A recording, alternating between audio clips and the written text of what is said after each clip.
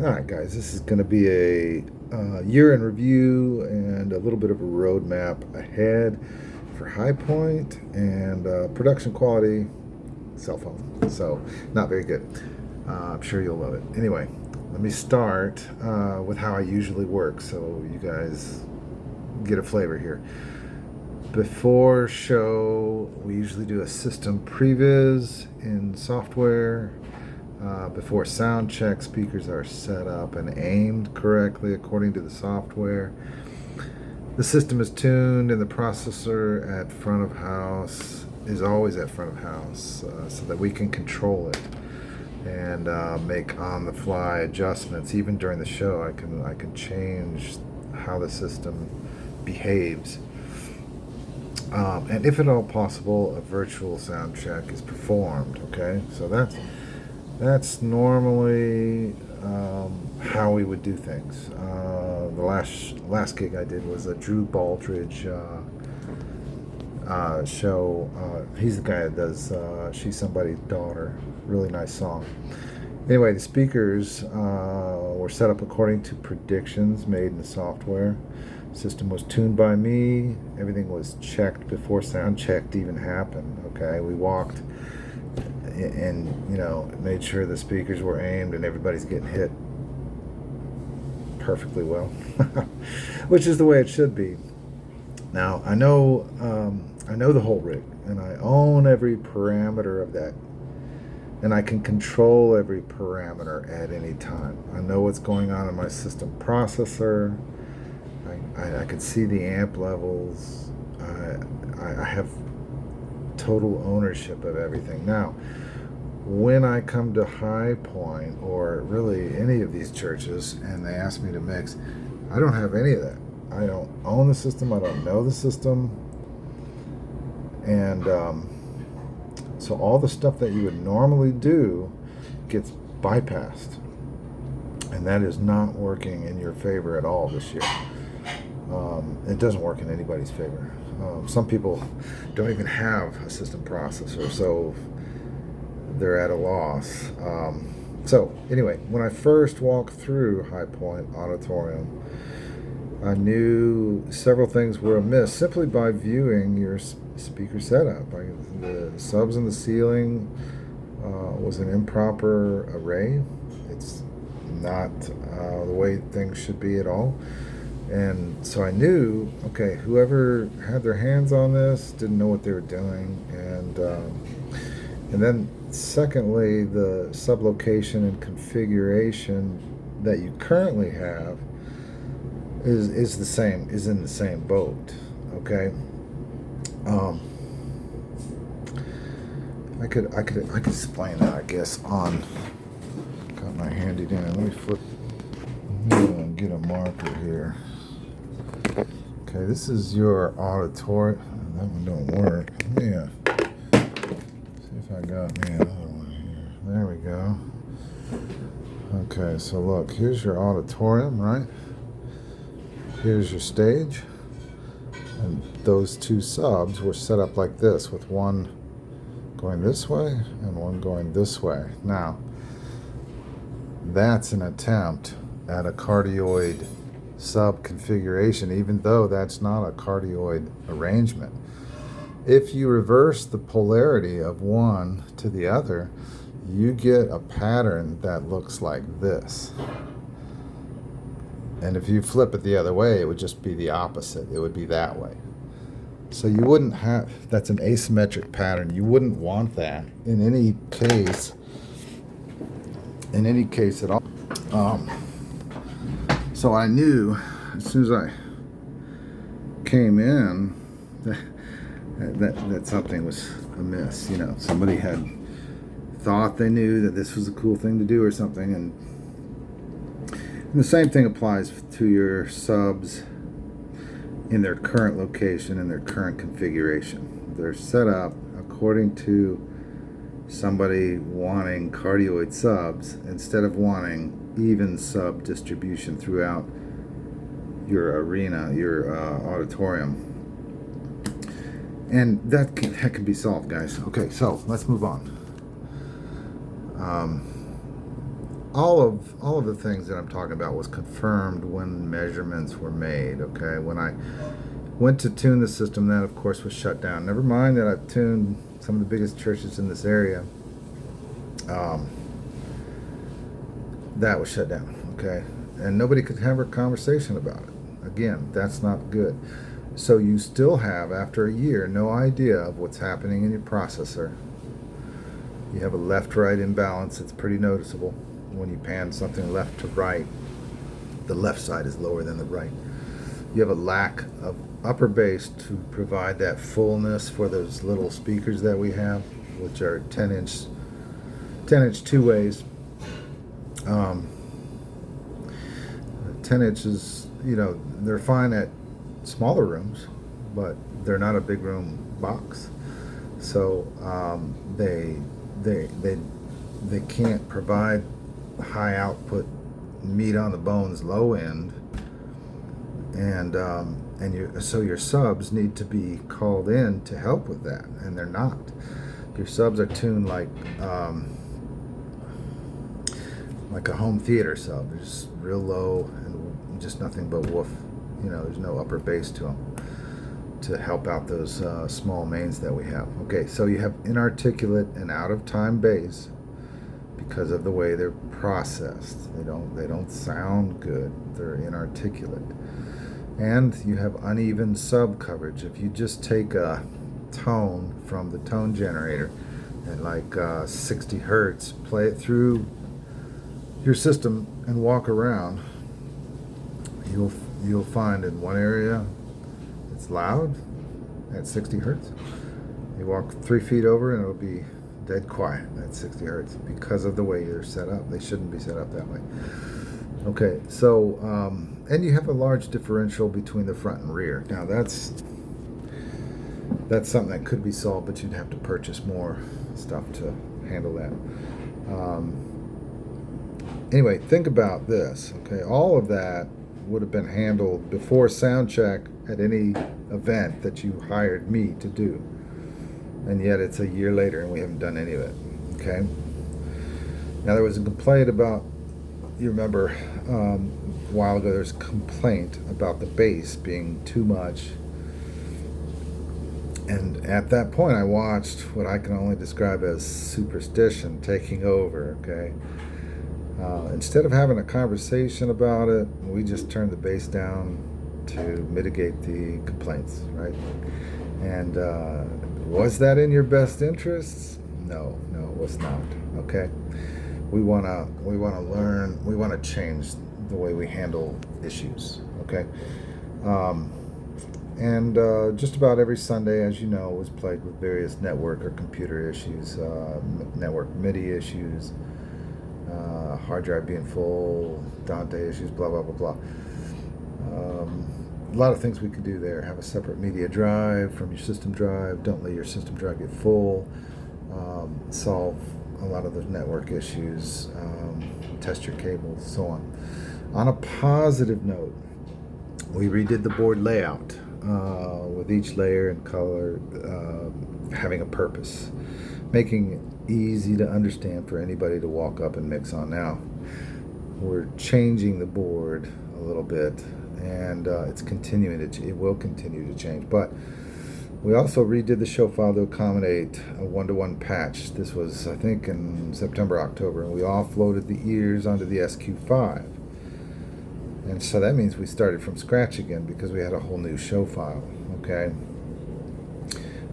so that didn't take our mix forward, that took it backward, and we started again. But we did get a couple of things done. I think the ears got better. I remember a few positive comments about the ears, and so that's good. Now, again, the show file is pretty good, but there are a few things that need to change. We can go over those. And also, on a positive note, our last show, the Christmas Eve show, went very well, I thought. Probably the best of the year. We had a hiccup with the online. I think the output from a camera made its way onto the HDMI bus, and it got added to the board sound. on the online, so you had a little double. But I think the switcher guy was maybe new and didn't really check anything and so forth. So, at any rate, so that brings us to 2026, where we are now.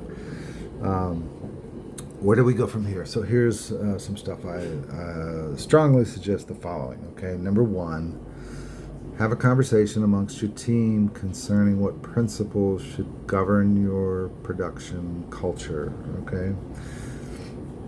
Is it one of fear? Are you running on fear? Somebody makes it, oh no, oh no, oh no, and you're gonna just quickly change stuff because there was a complaint? Or are you going to run according to principles? Are you going to trust those you've hired to do the job? How do you handle complaints? And how do you create that culture where creatives and techies want to be, right? When we're on the team, we got somebody commenting and making comments, and how should we look at that? And then number two, make it a goal to solidify your gear this year, okay? Typically when I had my production company, I would go in my garage and set everything up and run through it all, test everything, look at the cable, test everything, make sure everything's good. Now, we got production here, we got to do the same thing. We got to make sure everything's solid and that it's running in its happy place, okay?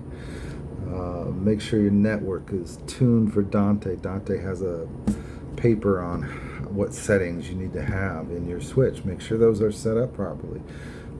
Check your cables. Get a cable tester for your Ethernet. Make sure they pass speed. Some of those cables may not test well. I don't know. Maybe that's an issue. Set up VLANs if you need to. Whatever. You could run SDI cables to some of these static camera locations. That might solve some of your RF stuff. Anyway, get your gear in its happy place. Okay, there's things you can do to make this thing much more solid than it is. Okay, without much money at all. Once everything is in its happy place, start designing things for better aesthetics. Okay, visual and auditory aesthetics. Okay, so the lights are not right, and they cause a lot of problems. I can just give you an example. When they're shining right at you, your pupil's going to go down. So now your screen brightness is down because your pupil just dialed itself way down. Okay, so you don't want that. What you want is, if you do flash the eyes, it's just for a second. You don't want it on, beating their eyes to death. Okay, there's a way to set up those lights where you have the eye candy without killing their eyes, and we need to make sure that different things. All right, lighting from the sides, not from straight on. Straight on is flattering for beauty photography, but it gives you a very flat image when you're doing an online show like this. A lot of stuff like that, where these things can be set up to be much more aesthetically pleasing, give us much more looks. We don't really have looks. We have one kind of static thing that isn't really working for us. So same thing. Just consider once you've done 1 and 2, then start designing for things to look different and pretty and changeable. I'm a big fan.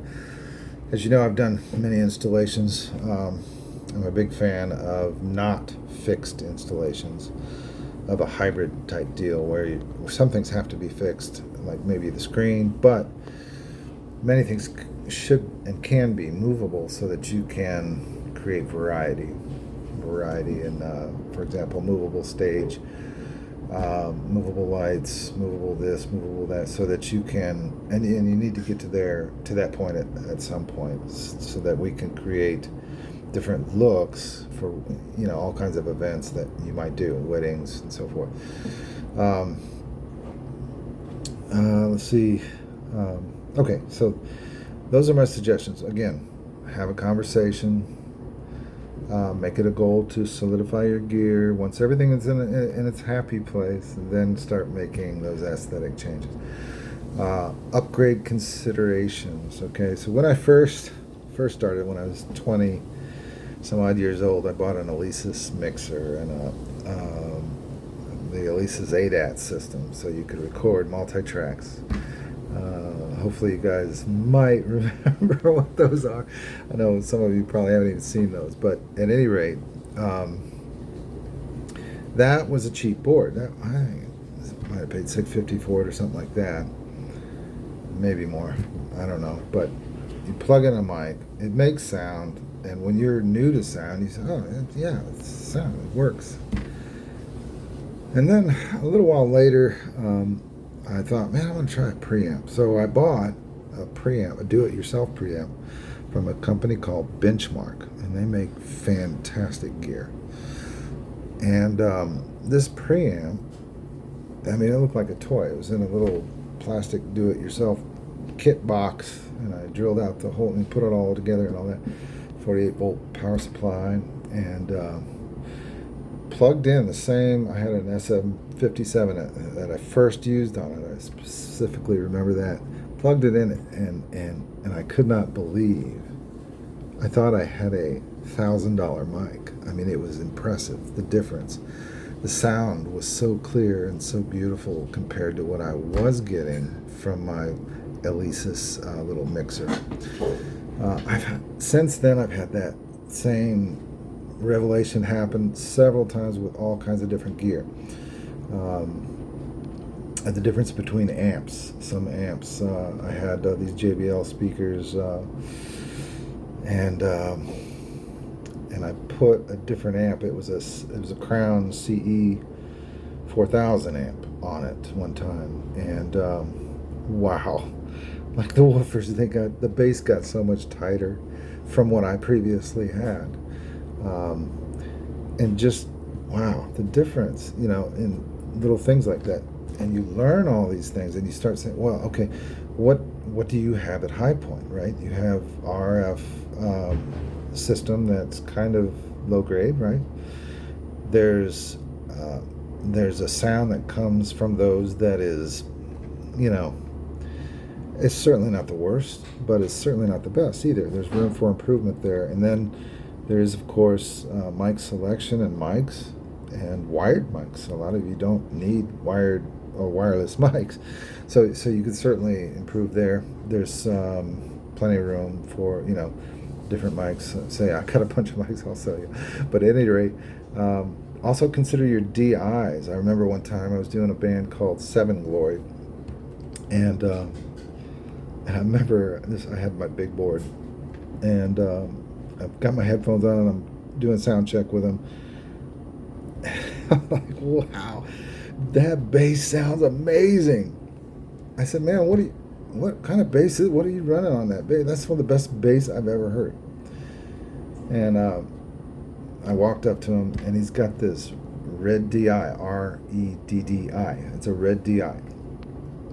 And it's like a big transformer tube type preamp DI. And big fat sound, okay? And I've had that same experience with lots of other gear. Like I remember the Avalon on a bass, Avalon preamp, DI, tight, different than the Reddy. The Reddy is real fat and lots of beautifulness to it, but the Avalon is tight, controlled, and very punchy bass. Just completely different sound. But still way better than the DIs that we're plugging into. So little things like that. If you want to get better with your sound, consider consider those things, and also consider the sounds that you're sending to those units. Like there's a few things that we got going well. I thought the bassist, he can have a nice sound. I think if he had a great DI, it would sound amazing. Same way with, the drums. There's work to be done for sure in solidifying that system, whether we go with the DI, the direct outs, or I don't know. But anyway, the sounds that you're sending me, ultimately, it's kind of like a acoustic guitar with dead strings, and slightly out of tune. I can't fix that in the mix. There's nothing I can do about that. And for what it is, we can get a good mix. Like we had a pretty good mix on Christmas Eve. We can get a good mix if you're sending me good stuff, and there's stuff to fill spaces where there's stuff needs to be filling spaces, and also training musicians as to like you said, the left hand on the keyboard. Sometimes it just needs to be the right hand, right? Everybody playing standard chords instead of picking out the parts. You know what I'm getting at. There's a way to do this that maybe mentorship, mentoring your musicians is part of this to make a good mix. Because I know, for example, I did a jazz band in LA when I lived there. It's one of those motorcycle ride for the children things, where like 5,000 motorcycles show up, and, and they had all kinds of different flavors of music, and they were all award-winning top bands. Like they had the top country band, they had the top jazz band, they had the top, anyway, the top jazz band was amazing. They had Janet Jackson's session drummer was the main guy for the drums, and everybody was just super confident. And really, once your system's tuned and you got good mics on everything, if you just throw up the faders, you got a good mix. I mean, there's just nothing else to do. They've already done it for you. Their sounds coming to you are amazing. Okay, so that's, and the parts they're playing and the way they're playing means I don't have to fiddle with anything, right? When there's a lead solo, I don't have to touch the fader because the electric guitarist is touching it himself. He's got the volume pedal. He's boosting up, or he's going into his lead channel, or whatever it is. So maybe some of that needs to be in a like sessions that we have for the musicians, okay, for the tech team, sessions.